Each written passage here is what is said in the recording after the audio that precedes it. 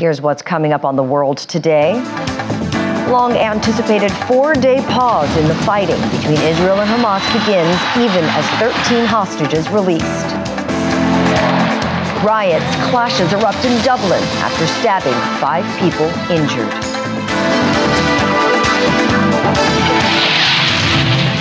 Plus, Ecuador's President Daniel Noboa, sworn in, appoints new cabinet.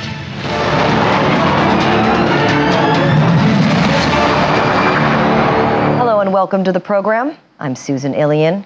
We begin with cheering news where 13 hostages, including women and children taken hostage by Hamas, have been released into the custody of International Committee of the Red Cross, the first of 50 to be released over 4 days. A 4-day pause in fighting between Israel and Hamas came into effect in the early hours of today, with both sides saying the pause is temporary. Israeli military tanks and armored vehicles can be seen leaving from northern Gaza. Hamas also says the deal will see 150 Palestinian prisoners released by Israel. The new deal also covers a possible extension. For every 10 additional hostages released, the pause in fighting will be extended by 1 day. And with regards to aid, at least 60 lorries carrying medical supplies, fuel, and food have made their way into Gaza through the Rafah crossing with Egypt. Israel says 8 of the lorries are bringing in fuel, part of 130,000 liters, which will be delivered each day.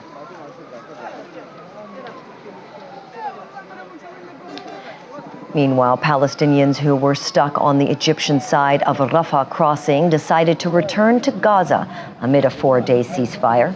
Palestinians residing in Algeria, Jamal Youssef Atiyah, wore a smile on his face as he carried his bags and crossed into the enclave after waiting 43 days on the borders with Egypt. He said in his words, "Despite war, we are returning because this is our country."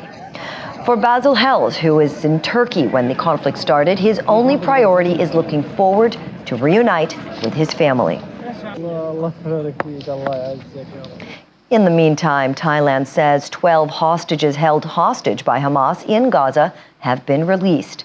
Thailand's Prime Minister Srettha Thavisin said embassy officials were on the way to pick them up, but did not specify where the hostages were. The release of Thai nationals is not part of the deal between Israel and Hamas that was brokered by Qatar. At least 26 Thai nationals were among roughly 240 people taken hostage on October 7. And before the truce began this morning, Israelis in Tel Aviv had said they were happy a 4-day pause would begin between Israel and Hamas, and hostages would be released from Gaza. While some are happy a few hostages would be released, others said they wanted all the hostages to come home.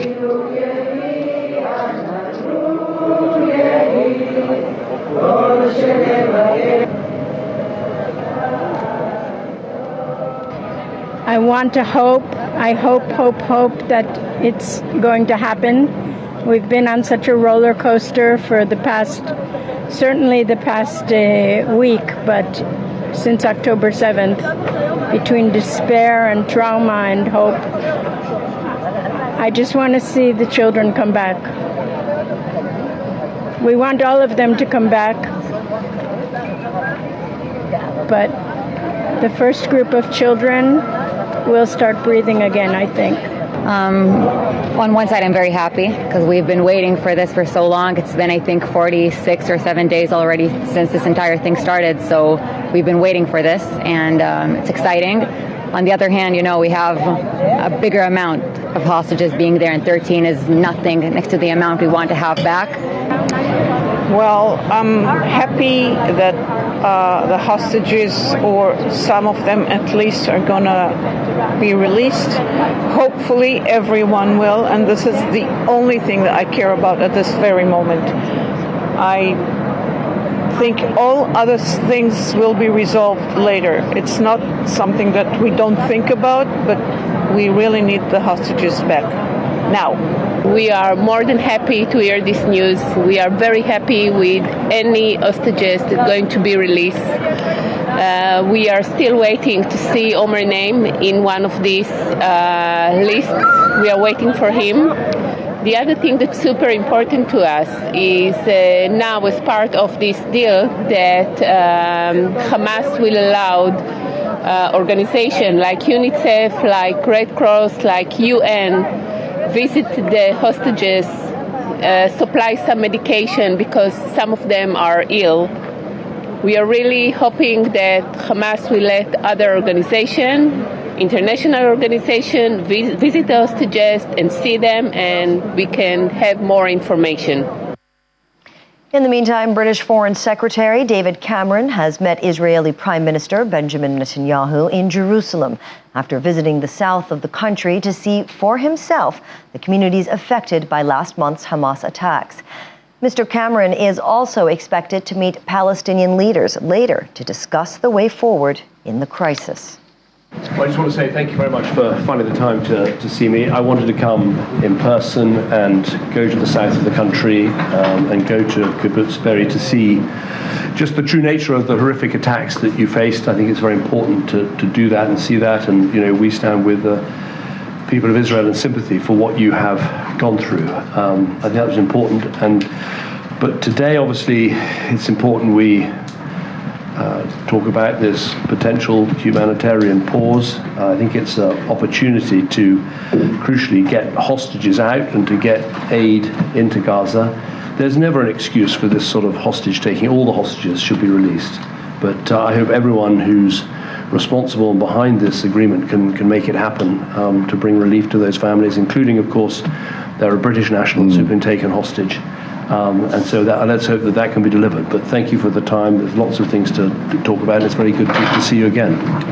Thank you, David, for coming here and standing with Israel. We hope to get our hostages out. It's not without its challenges, but we hope to get this first tranche out, and then we're committed to getting everyone out. But we'll continue with our war aims, namely to eradicate Hamas, because Hamas has already promised that they will do this again and again and again. They're a genocidal terrorist cult. There's no hope for peace between Israel and the Palestinians, between Israel and the Arab states, if we don't eradicate this murderous movement that threatens the future of all of us. I think it's a larger battle of civilization against barbarism. The kind of savagery that you saw on your visit. It's the worst savagery perpetrated on Jews since the Holocaust. And just as the world united to vanquish the Nazis or vanquish Al-Qaeda after 9/11, or vanquish ISIS, we have to unite to vanquish Hamas. Israel sustained proportionately 29 11s. 29 11s. It's as though 50,000 Americans were slaughtered in a single day, and 10,000 were held hostage, including a 9-month-old baby. He can't walk, he can't talk, he's a hostage. I mean, what kind of people do this? And the answer is, these are not people, these are monsters. These monsters have to go, they'll go, we'll pursue the battle until that goal is achieved. And we give a different future for Gaza and for us. Video released on Thursday by the Israeli army shows soldiers allegedly finding weapons, tunnel shafts, and missiles in what they claim is in Gaza's Jabalia area. Israelis commanders appear on the footage saying they found a tunnel shaft in a mosque and missiles of different sizes in the urban area. The location has not been independently verified, nor the date when the video was filmed. Israel says its strikes in the past day had hit military command centers, underground terror tunnels, weapons storage facilities, weapon manufacturing sites, and anti-tank missile launch posts. Israel has also released video purportedly showing strikes on Hezbollah targets across the border in Lebanon. Israel claims the footage, which was released today, shows the attacks made a day before. According to an Israeli military statement, the targets include Hezbollah infrastructure in Lebanon, including sites that Israel says were used as launch pads towards Israel over the past few days, and sites allegedly used for Hezbollah operations. Israel and Hezbollah, an ally of militant group Hamas, have traded escalating rocket fire along the Lebanese border following Hamas's attack on the 7th. Australian students in their hundreds skipped class in Sydney to protest for the freedom of Palestinians. Students of all ages, from primary school to university students, gathered outside Sydney's town hall this morning with banners and Palestinian flags before marching through the city chanting. The protest comes a day after thousands of school students in Melbourne gathered for a free Palestine protest. Australian state and federal leaders urged students to stay in school and not attend the protest. I'm here today because all the people in Palestine are getting bombed and all the And it's important for young children to understand the importance of all of this that's happening.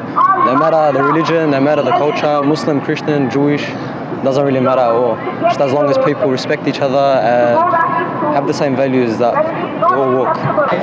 I think it's important to bring my children here so that they are aware of what is going on around the world. Why did I bring you here, Zubs? To stop the genocide in Palestine and to know what's happening in Palestine. Tens of thousands of Cubans marched in front of the United States Embassy in Havana, charging Israel with genocide against Palestinians in Gaza. What made this march more interesting is they were led by President Miguel Diaz-Canel on Thursday. The march on Thursday, which moved along Havana's Seaside Drive, the Malecon, where the U.S. diplomatic headquarters is located, was the first of its kind in more than a decade.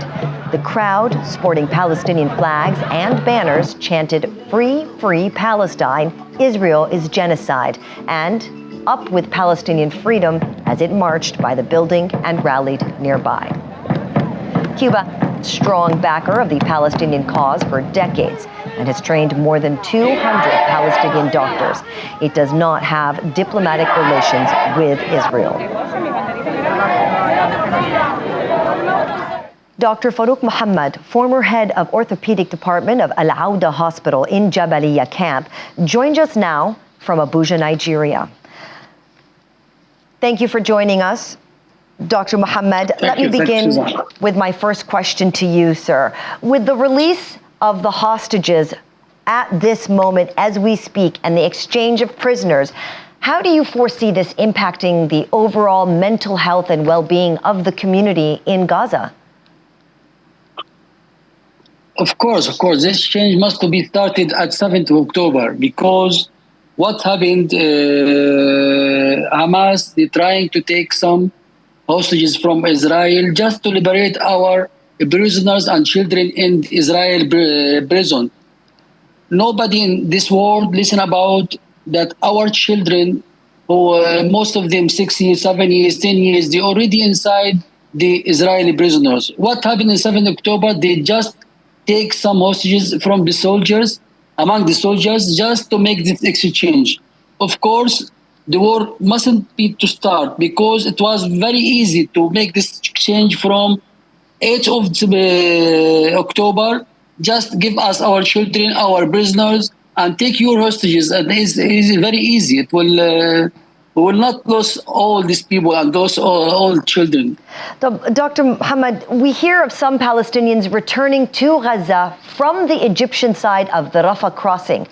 How do you anticipate this return will impact local healthcare systems, especially considering what happened? Suzanne, the problem now, they attack all the hospitals, especially in the north. They attack the generators, they attack the walls, they attack the theaters, they attack everything. They killed a lot of the doctors, they killed a lot of the staff, the nurses. You understand?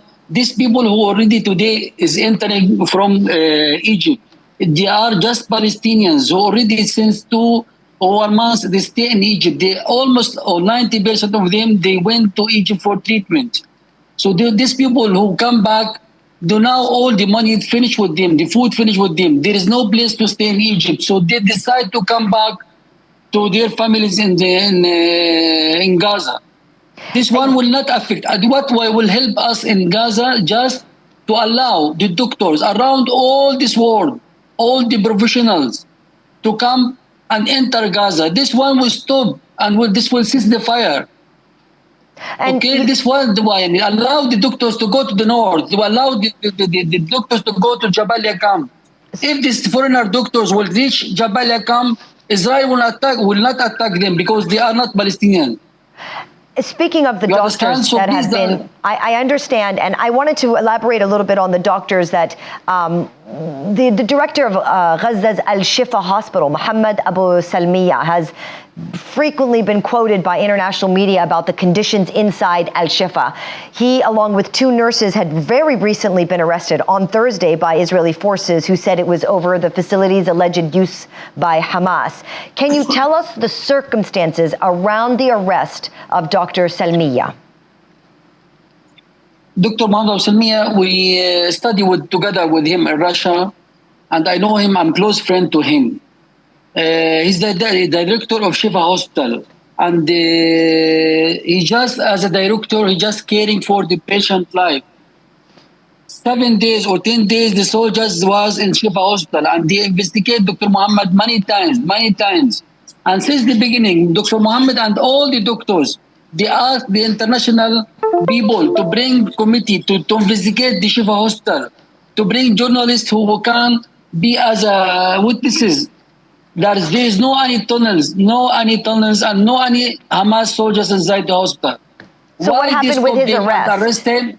Okay. Yes, after they release him and some doctors from Shifa Hospital, they are the one insist to stay with the patient. They refuse to keep the patient dying alone. So after few hours, when they reach the Netzarim checkpoints, they stop him and arrest him. Why they arrest him? For many reasons. The first reason, just they want to beat him till he to change his mind and to change his talk about that, yes, we have tunnels in Shifa Hospital. First of all. Second of all, they will insist to know where is his wife and where is his children, to attack them or to tell him, if you will not talk or to speak what we need, we were going to kill your wife and your children. That is the Israel terror. Okay. Why they stopping him? They was around with him in the hospital. They investigate him many times. Why after 2 hours you stop him? And why you not invite the journalists around the world to come and investigate with the tunnels? These tunnels all is lie.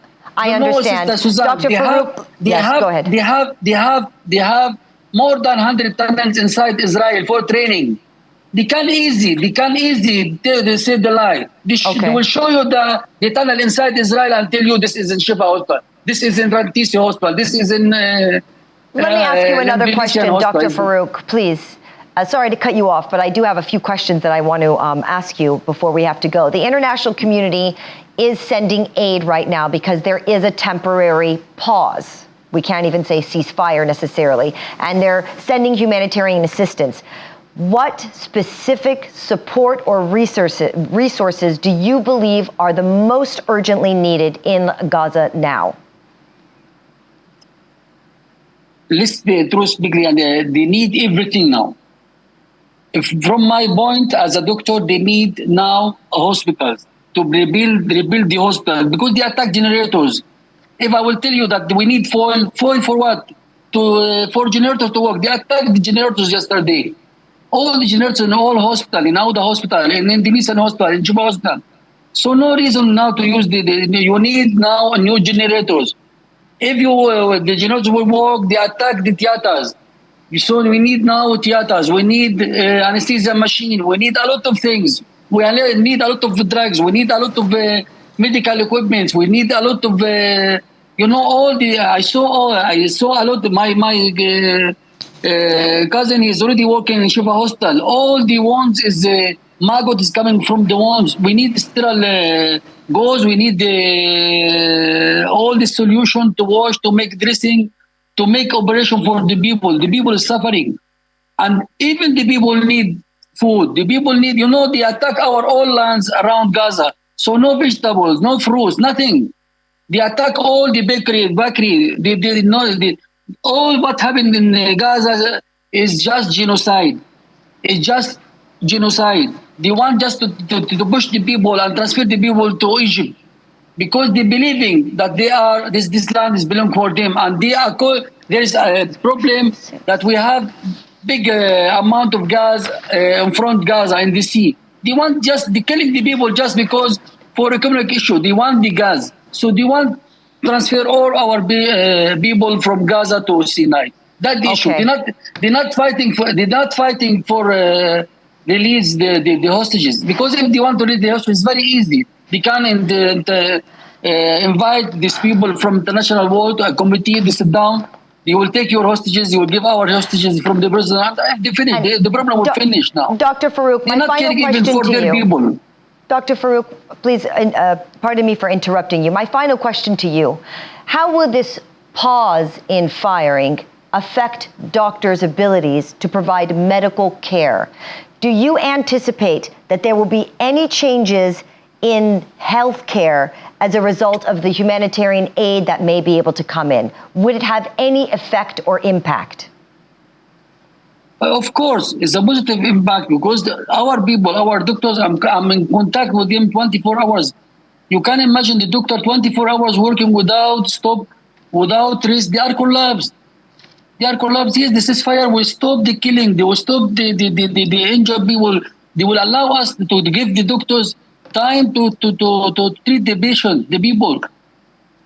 A lot of injuries for example, arterial injury, they need for arterial repair. All the doctors going for amputation because no time. You can't keep the theater for 5 hours to work.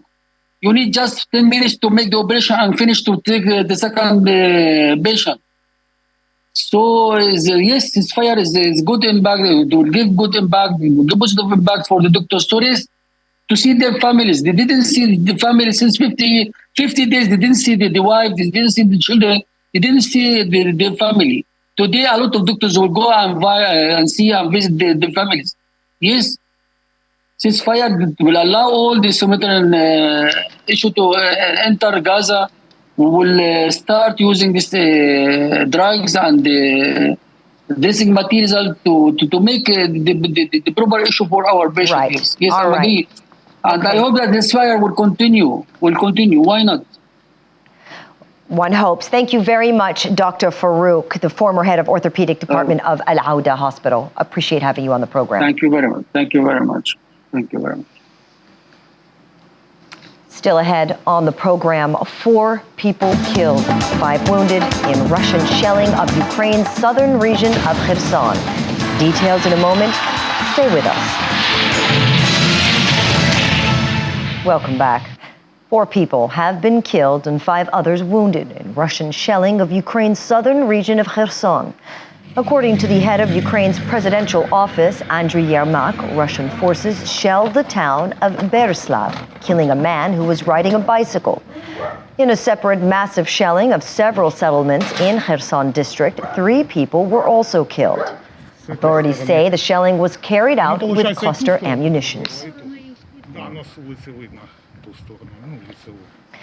Meanwhile, Hungarian Minister of Foreign Affairs and Trade, Peter Szijjártó, said his country is against the inclusion of Ukraine into the European Union during wartime, as it is high time for Russia and Ukraine to hold peace talks. Speaking at an interview at the United Nations UN headquarters in New York City, Mr. Szijjártó said the global attention on the Russia-Ukraine conflict has shifted due to the war in the Gaza Strip, and now is a perfect time for the 2 parties to hold peace talks to prevent more casualties and destructions. The minister noted that there are different views within the Hungarian government when talking about Ukraine's EU membership, adding that inclusion of a warring party will further raise the tension and bring the EU into an escalating war. Everybody should understand that as long as the war is going on, people are dying, destruction is taking place, and we don't want more people to die. We don't want more destruction to take place. And the only way to prevent more people dying to prevent more destruction taking place is stopping the war, is peace. Now, peace will not come without peace talks. So therefore, this would be high time for the parties of the war to sit around the same table. European Union should extend peace and should not include war. And we have the feeling that now inclusion of Ukraine would mean inclusion of the war as well. On the other hand, it's absolutely absurd that we should make judgment about forward progress of Ukraine on EU-related matters while the country is at war. I mean, how could you assess the rule of law situation, the situation regarding freedom of speech, the situation regarding the operation of the judiciary branch, there are no elections taking place, and so on and so forth. So it's absurd that we should make a judgment about such kind of issues during war. A bus was set ablaze as anti-immigrant protesters clashed with riot police in Dublin following a knife attack that injured 5 people, including 3 young children. Police in riot gear pushed back protesters near the scene of the stabbing. A police car was burnt out and windows smashed at a nearby Holiday Inn hotel and McDonald's restaurant. Police say it appeared the man attacked a number of people on Dublin's Parnell Square, adding that over 30 people had been arrested following huge destruction by a riotous mob in Dublin. Everybody stand up now! Stand up now! It's a peaceful protest! It's a fucking peaceful protest! Updates from the rescue operation in India, where hopes to save 41 men trapped in a highway tunnel were dashed by a problem with the drilling equipment, with officials saying efforts to reach the workers should resume soon. A government statement said rescuers had hoped to finish the drilling late on Thursday, but had to suspend it after the platform on which the auger machine is placed was damaged, and subsequently a metal pipe was found stuck to the machine, requiring it to be reassembled. According to a senior tunnel project official, an estimated 15 meters of the debris pile is left to be drilled through. The men, construction workers, have been confined in the 4.5-kilometer tunnel in Uttarakhand state for nearly 2 weeks. Authorities have said they are safe with access to light, oxygen, food, water, and medicines. New Zealand's National Party formally has signed an agreement to form the country's next 3-party coalition government after negotiating for more than a month over ministerial roles and policies. The role of Deputy Prime Minister, a key sticking point in the discussions, will be split between the populist NZ First Party leader, Winston Peters, and Libertarian ACT Party leader, David Seymour. National leader and incoming Prime Minister Christopher Luxon said the government will amend the Reserve Bank of New Zealand Act 2021 to remove the dual mandate on inflation and employment to focus monetary policy only on price stability. I said on election night that we would be a government that would deliver for every New Zealander, regardless of who we are, where we are, and whatever our life circumstances are. How we do that has been at the very core of our negotiations. The negotiation process has been diligent, it's been focused, and it's been purposeful. I will be the Prime Minister, Mr Peters will be Deputy Prime Minister for the first half of the term, and Mr Seymour will be for the second half. In addition, Mr Peters will be Minister for Foreign Affairs, and Mr Seymour will be Minister for Regulation. Really important, we don't believe the dual mandate model has worked. We want a single mandate. Inflation, high interest rates, cost of living, the impact that has on rising levels of unemployment is critical. So the first job that we have to do economically is to get inflation under control. We think making it very clear to the Reserve Bank that there is a single goal of price stability gives massive certainty to everybody in the country. I'll be proud to watch Nicole McKee bring about fair and reasonable firearm laws that not only treat those people in our community who are licensed firearm owners with respect and dignity, but actually make all of us safer, because the laws that Labor put in place have not worked on that most basic measure. We expect the Chinese, regardless of our size, to treat us in the same way as we treat Niue. Size doesn't matter, respect does. That's all we ask for.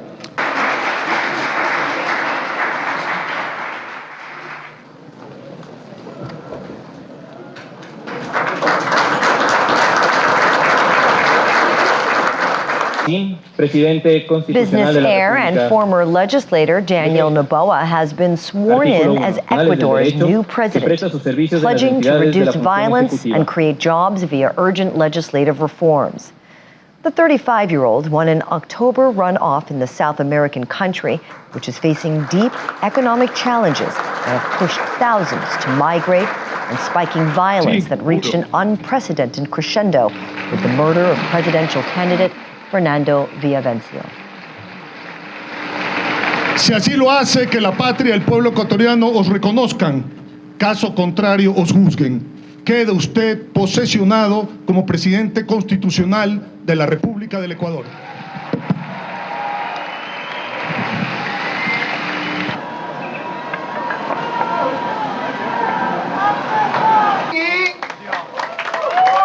Over in Taiwan, where opposition parties race to register their candidates for president today before a deadline after talks on running a joint ticket collapsed in dramatic fashion on live television amid bitter arguments. Arriving at the Election Commission office ahead of a registration deadline, candidates from opposition Kuomintang and much smaller Taiwan People's Party filed for their candidacy together with their vice presidential candidates. The KMT and TPP, both campaigning to forge better ties with China, had agreed to work together against the ruling Democratic Progressive Party, but made no progress on plans for a united presidential ticket. The January 13 election is taking place as China, which views Taiwan as its own territory, steps up military and political pressure to force the island to accept its sovereignty claims. Hospitals in North China are increasing the number of doctors to meet the increase in respiratory illnesses, especially in children. Footage shows crowded waiting rooms in Beijing Children's Hospital. The Children's Hospital said that respiratory infections this autumn and winter are similar to the past, though the number of incidences is higher this year. China responded to the World Health Organization within 24 hours following calls for more information after groups, including the Program for Monitoring Emergent Diseases, reported clusters of undiagnosed pneumonia in North China. The WHO said that Chinese health authorities had not detected any unusual or novel pathogens and provided the requested data. A Europe-wide supply chain law could soon be on the books, with the hope of protecting not only workers, but the environment worldwide. But the latest round of negotiations have hit a stumbling block as countries jockey to protect key industries within their own borders. For more, we're joined by Deutsche Welle's Cassandra Sundt from Berlin. Cassandra, tell us first, who does this law aim to protect? Well, the law is called the Corporate Sustainable Due Diligence Directive, or CSDDD, and it's incredibly ambitious. It's essentially trying to mandate businesses to identify and eliminate the negative effects of their activities across their entire supply chain. Think of a chocolate company that uses chocolate that was harvested by children or people forced to work against their will, or a construction company that uses timber from areas that were illegally deforested. Under this law, there's not supposed to be a don't ask, don't tell anymore, where companies can pretend that they didn't know what was going on down their supply chains. That's because if passed, directors of companies would now be required to consider, quote, human rights, climate change, and environmental consequences as part of their fiduciary duties. And if they don't, those companies could be open to civil liability. And this all sounds quite well-meaning, but there's big pushback. Can you tell us more about that? That's right. This is the fourth round of negotiations that have been going on this week. It was thought that this might be the end, but it's not looking that way so far. On Wednesday, EU ambassadors, some of them at least, started to swing behind a long-standing call by member state France to exempt its entire financial sector. Basically, France wants to shield its finance houses from complying with these burdens because it's still seeking to win new business following Brexit. Britain, after all, has an outsized financial sector, but left the EU a few years ago. ago. As it stands right now, it seems that the financial sector might be added to these restrictions at a later date, but not in the first implementation round that's set to start in June. Critics say that more rules will just mean that financial institutions can't provide certain services to their customers, like insurance, for example, even if that insurance is legally required because of a due diligence assessment like the one we've been talking about. And proponents, though, for their part, they're really frustrated. They say that financial institutions should take responsibility for supply chain compliance in the projects they back. One sustainable finance think tank said that the new rules would be an important incentive, arguing that up to 80% of the destruction of natural resources and the majority of human rights violations are hidden somewhere in the supply chains of clients that are financed by these big institutions. So then, Cassandra, what kind of businesses will this law restrict? To start, largely it's going to be big business. The proposed law is aimed at both large European firms and non-EU firms that are active within the 27-member bloc. And in order to be effective, the proposed law says a European company would have to have over 500 employees and 150 million euros worth of annual global revenues, while non-EU firms that generate at least 150 million euros within the bloc would also be affected. That's phase one. Eventually, it's being talked about that there would also be an expansion to include businesses with over 250 workers and revenue above 40 million euros. Proponents hope the law with the first phase will go into effect on June 1st. And even though there were many folks that were hoping that this week would be the final round of negotiations, I've been seeing some reports early today that there might be a fifth round of negotiations on the cards for December. All right. Thank you, Cassandra. And when we return, Spain's capital, Madrid, kicks off Christmas season, turning on the lights. We'll bring you that story and more after the break. Join us again.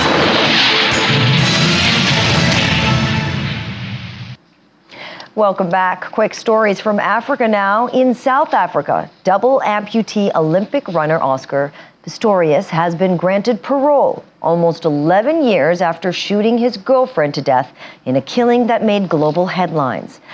Department of Corrections said Pistorius would be released from prison on January 5th, 2024.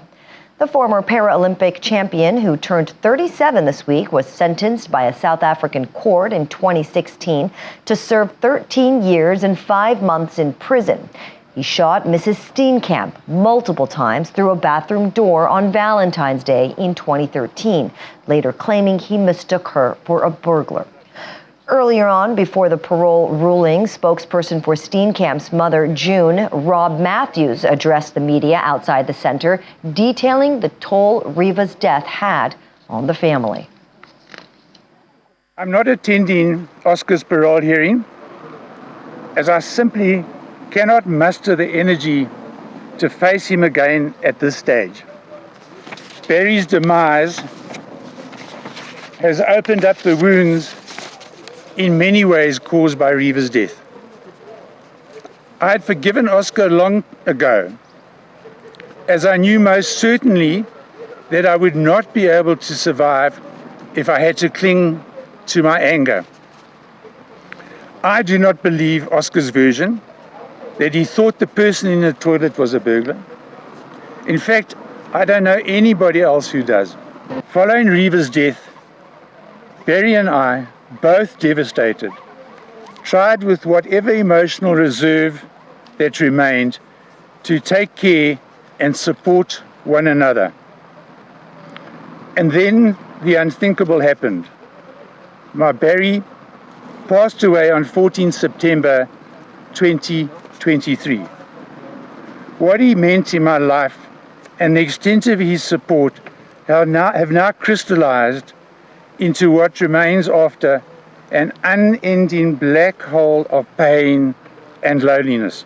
Should it be decided that Oscar is sufficiently rehabilitated, it is my wish that the parole policies and procedures of the Department of Correctional Services be applied consistently in his release. Hundreds of Garson residents have been forced to leave their homes after heavy rains caused the Tana River to burst its banks, flooding surrounding villages. In Kenya, the death toll from the floods stands at 71, according to the latest figures from the National Disaster Operation. Heavy rains linked to the El Nino phenomenon, followed by flash floods, have submerged towns across East Africa, leaving hundreds of thousands of people homeless. Kenya's Red Cross says people are still moving and migrating.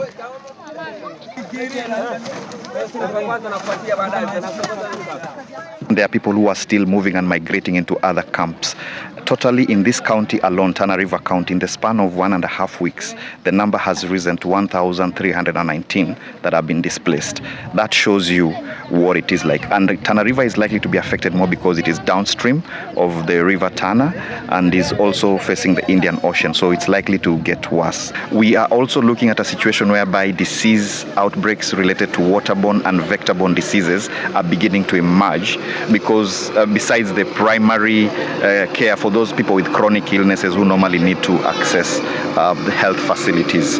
Another effect that we are likely to see is contamination of water, because with the surface runoff water and with increased water levels, contamination is likely to happen in cases whereby latrines have been swept off, and as a result, you're finding that the water has been contaminated, and when they take that, then it leads to disease outbreaks.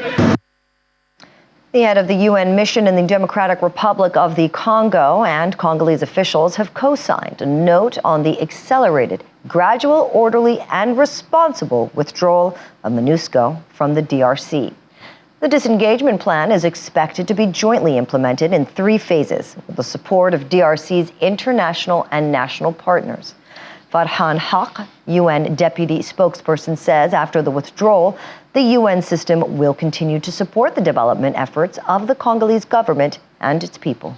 Mission in the Democratic Republic of the Congo, MONUSCO, Bintou Keita, and the Congolese Vice Prime Minister, Minister of Foreign Affairs and Francophonie, Christophe Lutundula, co-signed a note on the accelerated, graduated, orderly, and responsible withdrawal of MONUSCO from the DRC, containing a plan and a timeline for the complete disengagement of the mission in the country.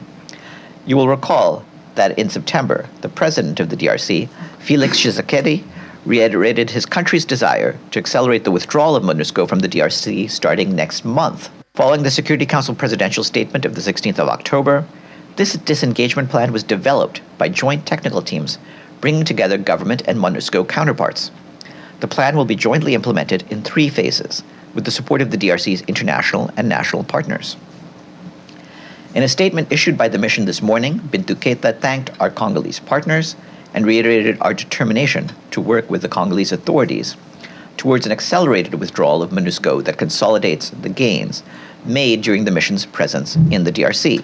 After the mission's departure, the UN system will continue to support the development efforts of the Congolese government and people, with the aim of sustaining peace building and security gains in the country. Chad is host to more than 1 million refugees, one of the largest and fastest growing refugee populations in Africa. The recent conflict in neighboring Sudan has driven hundreds of thousands more across the border. Despite humanitarian needs spiraling, resources available to respond are dwindling, leaving aid groups with few options.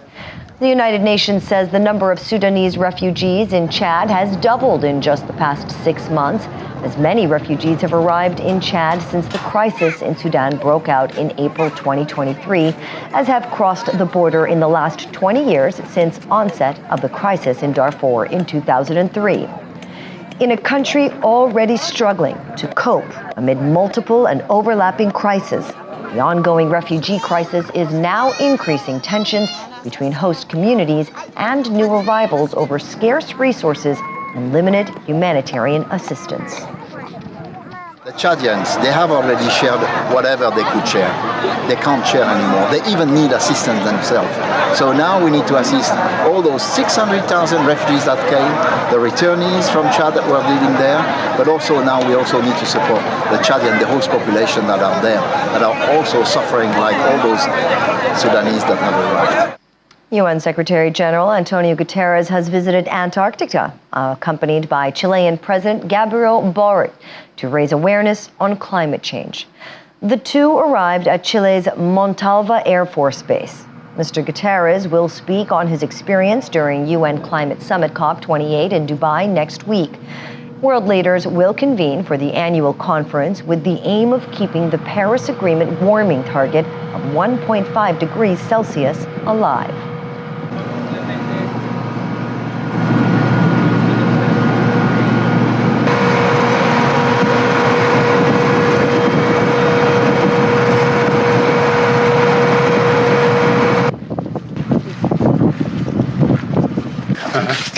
En los polos, tanto el Ártico como acá en la Antártica, han sufrido muy...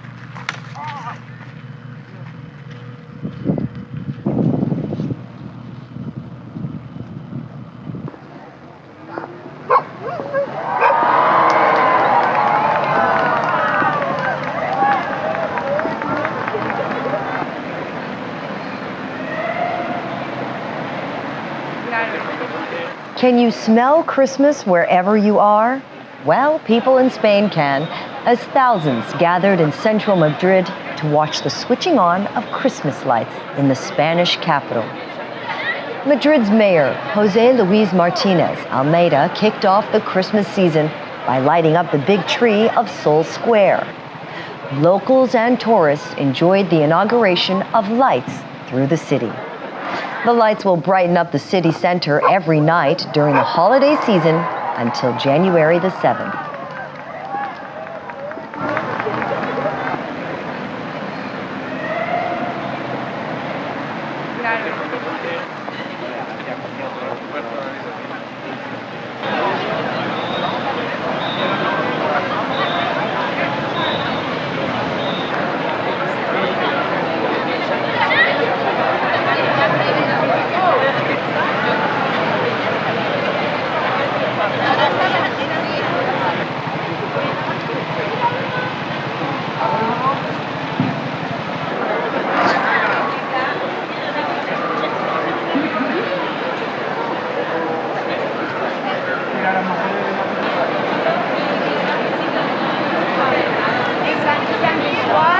No sé qué. Y el coste sería